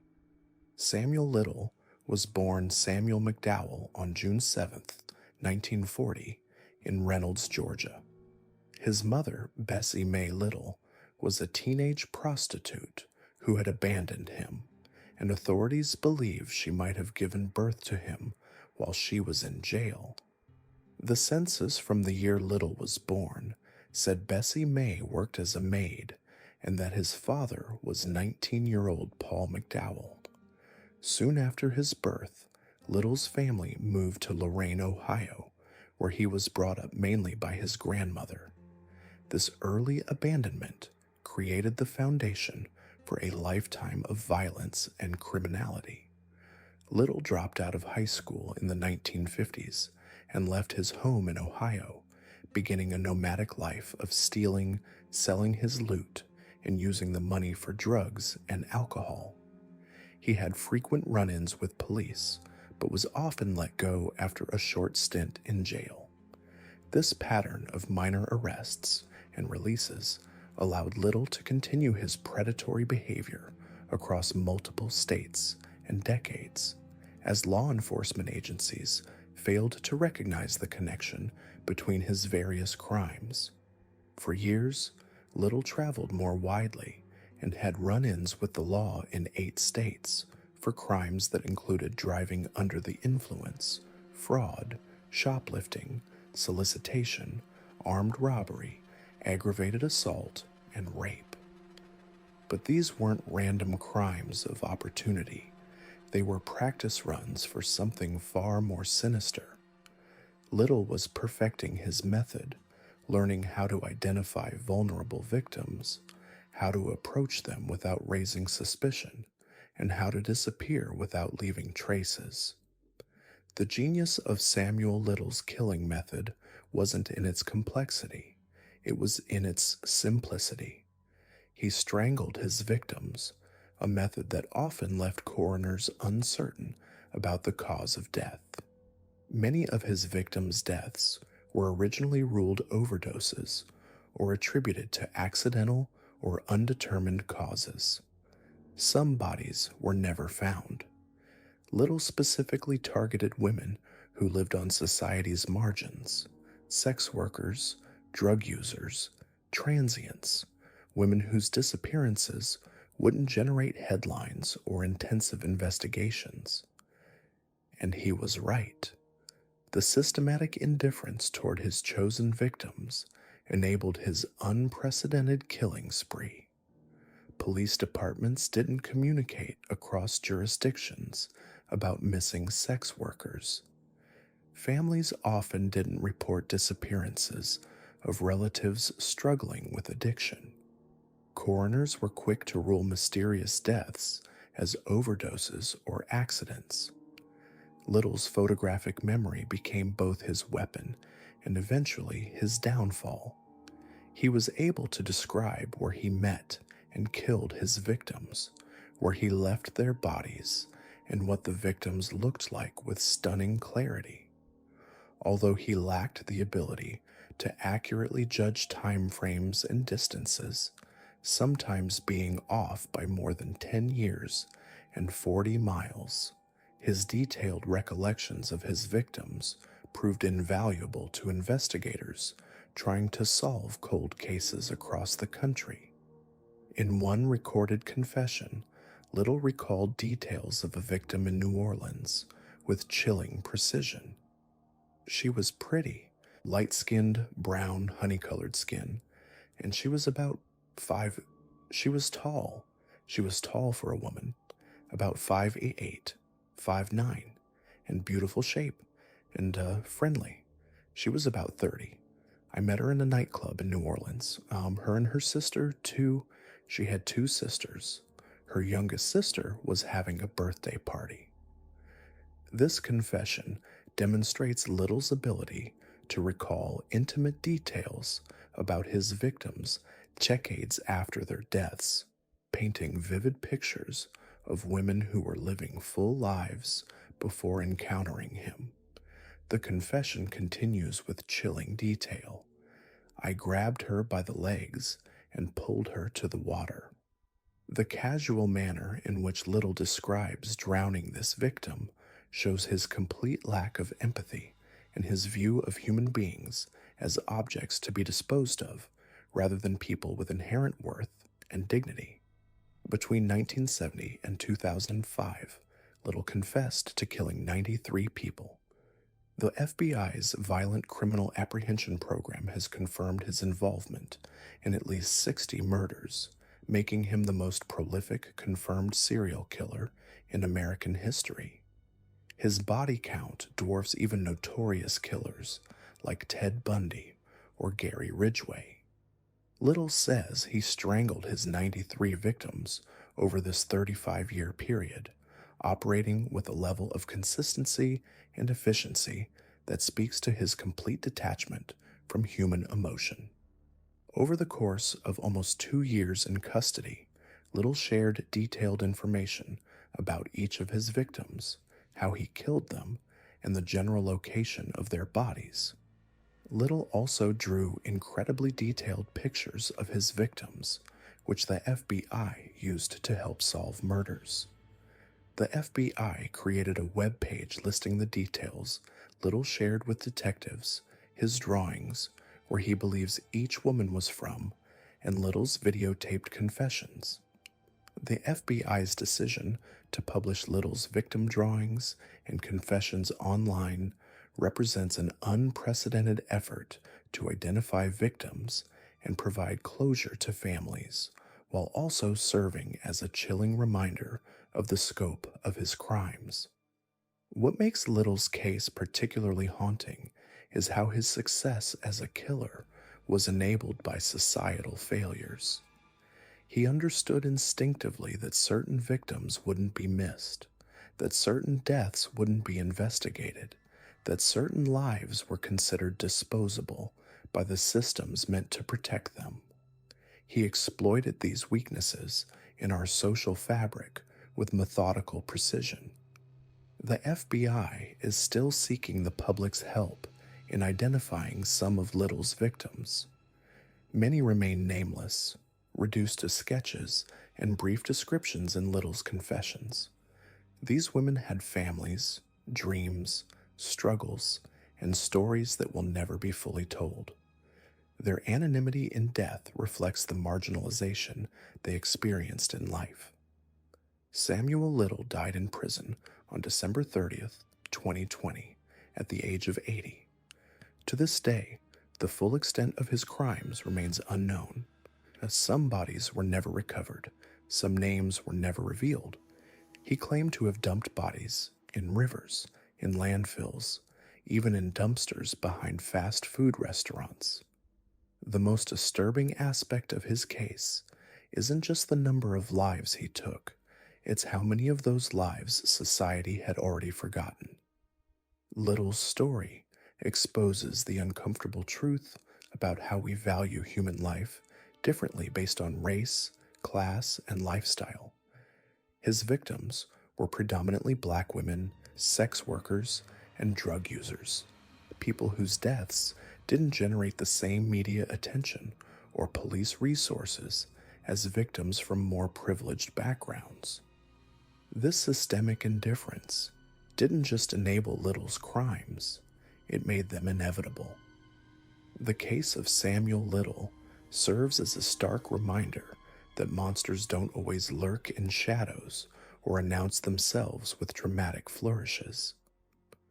Sometimes they move through society quietly, exploiting our blind spots and preying on our most vulnerable members.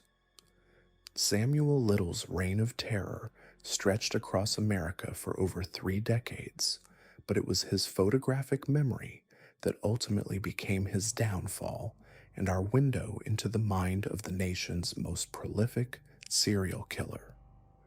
When investigators finally caught up with Little in 2012, they had no idea they were about to uncover the largest killing spree in American history.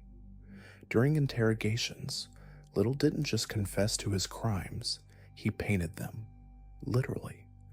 His detailed sketches of victims became haunting portraits of lives stolen, faces frozen in time by the hands of their killer. Little's artistic ability was as chilling as it was precise. He could recall the exact shade of a woman's lipstick, the way her hair fell across her shoulders, the clothes she wore on the last day of her life. But ask him what year it happened or how far he'd driven, and his memory would fail him completely. Years could become decades in his recollections. Miles could stretch into impossible distances. This strange, selective memory became both a blessing and a curse for investigators trying to solve cold cases across the country. The FBI created an unprecedented online gallery featuring Little's victim portraits alongside his recorded confessions. These weren't abstract police sketches. They were intimate, detailed drawings that captured the humanity of women whose deaths had been dismissed or forgotten. Each portrait told a story of a life cut short, a family left wondering, a case gone cold. In one chilling confession, Little described meeting a victim in New Orleans with photographic clarity. She was pretty, he said, his voice calm and matter-of-fact. Light-skinned, brown, honey-colored skin, about 5'8", 5'9", beautiful shape, friendly. She was about 30. I met her in a nightclub, her and her sister, 2 sisters. The level of detail was staggering and deeply disturbing. Little could remember the music playing in the club, the way the woman danced, even conversations she'd had with her family. But to him, these weren't memories of human beings.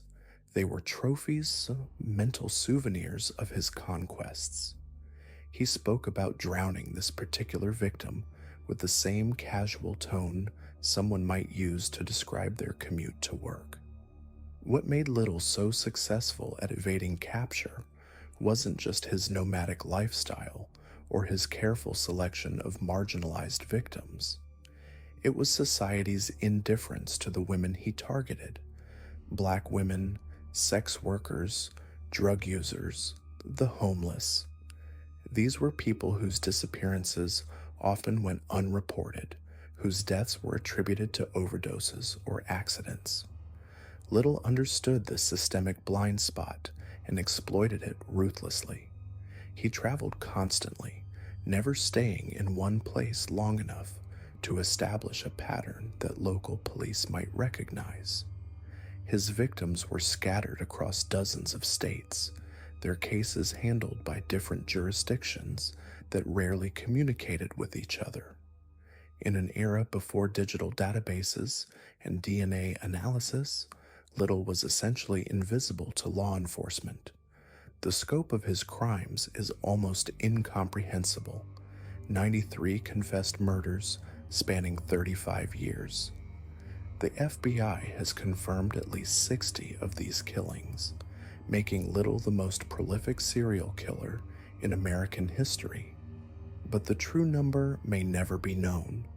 Some bodies were never found, some cases were never investigated, some victims were never even reported missing. Little's method was consistent in its simplicity. He would approach vulnerable women, often offering them rides or drugs. Once isolated, he would strangle them with his bare hands, a method that left little physical evidence and could easily be mistaken for natural causes in a cursory examination. He rarely used weapons, relying instead on his size and strength to overpower his victims. The psychological profile that emerged from his confessions revealed a man who viewed murder as both a compulsion and a hobby. He spoke about killing with the enthusiasm of someone describing their favorite sport. There was no remorse, no recognition of his victims as human beings. To Little, they were objects to be collected, experiences to be savored and remembered. His capture came not through brilliant detective work, but through advances in DNA technology and the persistence of investigators who refused to let cold cases stay cold. When his DNA connected him to murders in California, the walls finally began closing in on America's most prolific killer. Even in custody, Little remained a puzzle. He was cooperative with investigators, almost eager to share his stories and create his disturbing artwork. Some speculated he enjoyed the attention, the chance to relive his crimes through storytelling. Others believed he was simply resigned to his fate, using his confessions as a final act of control. Samuel Little died in prison on December 30th, 2020, taking with him the locations of bodies that may never be found and the identities of victims whose names may never be known. His death marked the end of the most extensive serial killing spree in American history, but it also highlighted the systemic failures that allowed him to operate undetected for so long. The legacy of Samuel Little isn't just the staggering number of lives he took, it's the mirror he held up to American society. His victims were predominantly women of color, sex workers, and drug users, people society had already written off.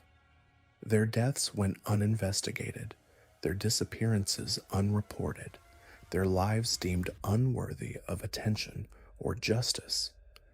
Little's case forced law enforcement to confront uncomfortable truths about whose lives matter and whose deaths get investigated. It exposed the gaps in communication between jurisdictions, the limitations of pre-digital policing, and the deadly consequences of societal indifference toward marginalized communities. The FBI's decision to publish Little's confessions and victim portraits online represented more than just an attempt to solve cold cases. It was an acknowledgement that these women deserved to be remembered, that their lives had value, that justice delayed shouldn't mean justice denied. Today, investigators continue working to identify Little's remaining victims and provide closure to families who have waited decades for answers. Each identified victim represents not just a solved case, but a life reclaimed from obscurity, a person restored to history. Samuel Little proved that monsters don't always lurk in shadows or announce themselves with dramatic flourishes. Sometimes they move quietly through society for decades, hiding in plain sight, preying on those society has forgotten.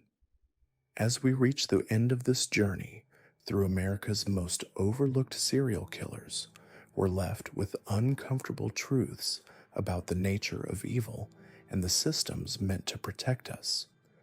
These 5 men, Frank Walls, Joseph Paul Franklin, Roger Kibbe, Samuel Little, and Robert Lee Yates, represent something far more terrifying than the household names we typically associate with serial murder.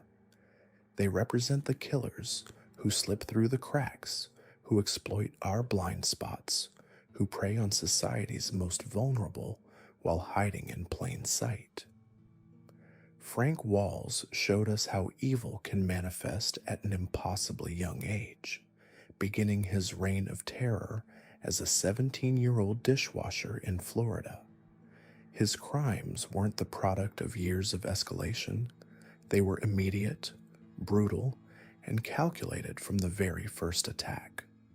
The way he methodically executed Edward Alger and Anne Louise Peterson in their own home, forcing one to watch the other die, reveals a level of sadistic control that defies our understanding of teenage psychology. Even now, decades later, the Florida Panhandle community bears the scars of his violence. Don Vinson, the chief investigator who helped bring Walls to justice, said something that haunts investigators to this day, that Ocean City, Florida, remains forever changed by what one teenager was capable of doing to his neighbors. Joseph Paul Franklin's story forces us to confront the intersection of ideology and murder in ways that feel uncomfortably relevant today. This wasn't random violence. This was terrorism driven by racial hatred and a delusional belief that mass murder could spark a race war. Franklin traveled the country with a sniper rifle, treating shopping malls, parking lots, and city streets as battlefields in his personal holy war. His attempted assassination of Larry Flint wasn't just about pornography. It was about punishing anyone who represented the multicultural society he despised. When Franklin compared his 3-year killing spree to Jesus Christ's ministry, we see how dangerous ideological extremism becomes when it metastasizes into violence. The FBI called him America's first documented racially motivated serial killer, and his legacy reminds us that some monsters are created not by personal trauma, but by choosing to embrace hatred as a way of life. Roger Kibbe, the I-5 strangler, represents perhaps the most insidious type of predator, the one who appears completely ordinary. For decades, he drove California's highways, hunting women who found themselves vulnerable and alone. His ritualistic cutting of victims' clothing with his mother's scissors reveals the deep psychological wounds that can fester in seemingly normal lives. The fact that investigators spent years searching for Llewellyn Burley's remains, sometimes bringing the elderly Kibbe along as the landscape changed beyond recognition, shows how thoroughly some killers can erase their crimes from the world. When Kibbe was finally strangled to death in prison by his cellmate Jason Budrow, who claimed to be avenging the victims, it added a final violent punctuation mark to a story already soaked in blood. Budrow's confession letter, describing how he spent months grooming Kibbe for murder, reminds us that even in maximum security prisons, justice sometimes operates outside official channels.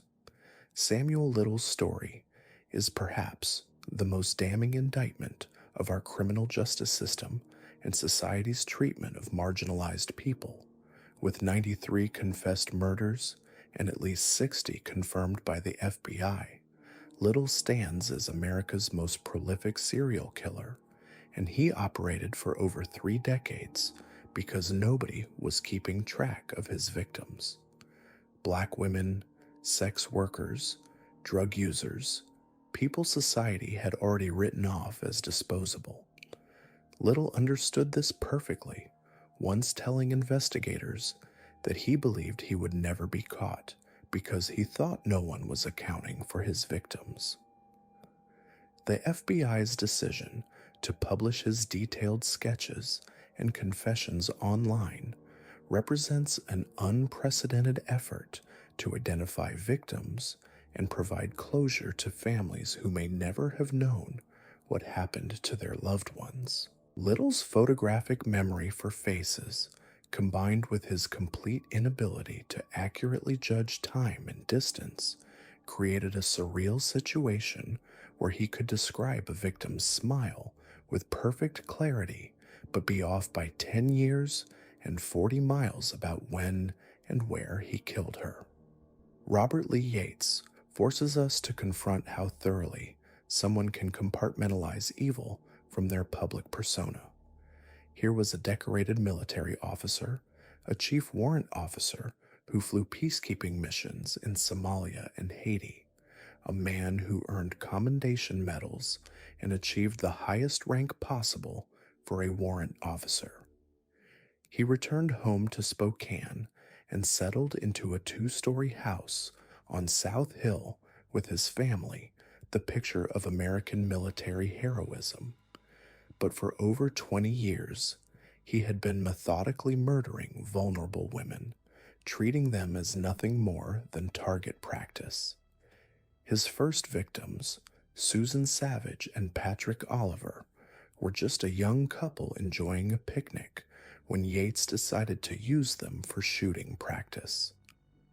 25 years later, when he finally confessed, the casual way he described executing 2 innocent people revealed the complete absence of conscience that allowed him to maintain his double life for so long. What connects all these cases isn't just their brutality, it's the systemic failures that enabled them. Frank Walls was failed by a juvenile justice system that couldn't recognize the signs of extreme violence in a teenager. Joseph Paul Franklin was enabled by a society that allowed racial hatred to fester unchecked while he crisscrossed the country with a high-powered rifle. Roger Kibbe exploited the vulnerability of women who found themselves alone on America's highways, preying on a population that law enforcement often overlooked. Samuel Little's decades-long spree was facilitated by the systematic devaluation of black women's lives and the assumption that deaths in marginalized communities weren't worth investigating thoroughly. Robert Lee Yates used his military service and family man image as the perfect cover for his predatory behavior, showing how easily we can be deceived by surface respectability. These stories also reveal how often serial killers target society's most vulnerable members: the homeless, sex workers, runaways, minorities, people struggling with addiction, populations that historically received less attention from law enforcement and media. This isn't accidental. These killers understood that their victims' marginalized status provided them with cover, that investigations would be less thorough, that public outcry would be minimal. It's a pattern we see repeated across decades of American serial murder, and it reflects uncomfortable truths about whose lives our society values and whose deaths we're willing to overlook. The geographical scope of these crimes is staggering. From the Florida Panhandle to California's Interstate 5, from the streets of Spokane to highways across the South, these killers treated the entire American landscape as their hunting ground. They understood that jurisdictional boundaries could work in their favor, that crimes committed across state lines were harder to connect, that small town police departments might not have the resources to investigate thoroughly. Samuel Little, in particular, seemed to have an intuitive understanding of how to exploit these gaps in law enforcement coordination. What's perhaps most disturbing is how long these killers operated undetected. Frank Walls began killing at 17 and continued for years. Joseph Paul Franklin spent 3 years crisscrossing the country with a sniper rifle before he was caught. Roger Kibba killed for over a decade along California's highways. Samuel Little murdered for 35 years. Robert Lee Yates killed for over 20 years while maintaining his military career and family life. These aren't cases of killers who were caught quickly. These are cases of killers who understood how to exploit weaknesses in our systems of justice and protection. The investigation techniques that eventually brought these killers to justice also tell a story of evolving forensic science and law enforcement coordination. DNA evidence, crime databases, behavioral profiling. These tools didn't exist or weren't widely available when many of these killers began their sprees. Samuel Little was only connected to dozens of his crimes through DNA analysis conducted decades after the murders. Roger Kibbe's victims were identified through advances in forensic science that weren't available when they were first discovered. This technological evolution gives us hope that future serial killers will find it much harder to operate undetected for extended periods. But technology alone isn't enough. These cases also highlight the importance of treating all victims with equal concern and dignity. When Samuel Little said he believed no one was accounting for his victims, he was tragically correct. It took decades for law enforcement to recognize the pattern because his victims were people society had already marginalized. When we fail to investigate thoroughly, when we assume certain deaths aren't worth our full attention, we create opportunities for predators to operate with impunity. The psychological profiles of these killers defy easy categorization. Frank Walls began killing as a teenager, suggesting that his capacity for extreme violence emerged much earlier than typical serial killer development patterns. Joseph Paul Franklin was driven by ideological hatred rather than personal gratification, making him more of a domestic terrorist than a traditional serial killer. Roger Kibbe's ritualistic behavior with his victims' clothing suggests deep-seated psychological trauma related to maternal authority. Samuel Little seemed to view his victims as objects rather than people, showing a level of dehumanization that enabled his unprecedented killing spree.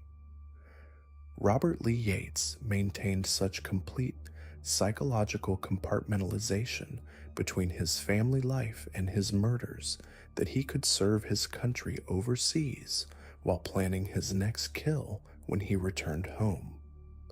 These psychological complexities remind us that evil doesn't always announce itself clearly.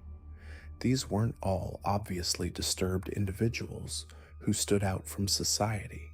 Many of them blended in perfectly, held jobs, maintained relationships, and presented themselves as normal members of their communities. This ability to hide in plain sight is perhaps what makes them more terrifying than the obvious monsters we see in horror movies. The impact on survivors and victims' families extends far beyond the immediate crimes. Families, like Lou Ellen Burley's, waited over 30 years to learn what happened to their loved one, living with uncertainty and false hope for decades. Communities like Ocean City, Florida, still bear the psychological scars of Frank Wall's teenage killing spree. Larry Flint lived the rest of his life paralyzed from Joseph Paul Franklin's assassination attempt, a daily reminder of ideological hatred made manifest in violence. As we conclude this examination of America's forgotten serial killers, we're left with questions that don't have easy answers. How do we balance our fascination with true crime against the dignity owed to victims and survivors? How do we ensure that all victims receive equal attention and justice regardless of their social status? How do we identify and stop serial killers before they can claim multiple victims? How do we address the social conditions that create both killers and vulnerable victim populations? These 5 men, Frank Walls, Joseph Paul Franklin, Roger Kibba, Samuel Little, and Robert Lee Yates, may not be household names, but their crimes reveal truths about American society that we ignore at our own peril. They show us that evil often wears ordinary faces, that our systems of justice and protection have significant blind spots, and that some of the most dangerous predators are those who understand how to exploit society's indifference toward its most vulnerable members. Their stories serve as a reminder that vigilance is the price of safety, that justice delayed is often justice denied, and that every victim, regardless of their circumstances, deserves our attention, our compassion, and our commitment to finding the truth. In remembering these forgotten killers, we honor the memory of their victims and commit ourselves to building a society where such predators cannot operate in the shadows for decades. The darkness these men brought into the world cannot be undone, but by understanding their methods, their motivations, and the systems that failed to stop them, we can work to ensure that future generations are better protected from those who would prey upon the innocent and vulnerable. That may be the most important lesson these terrible stories have to teach us.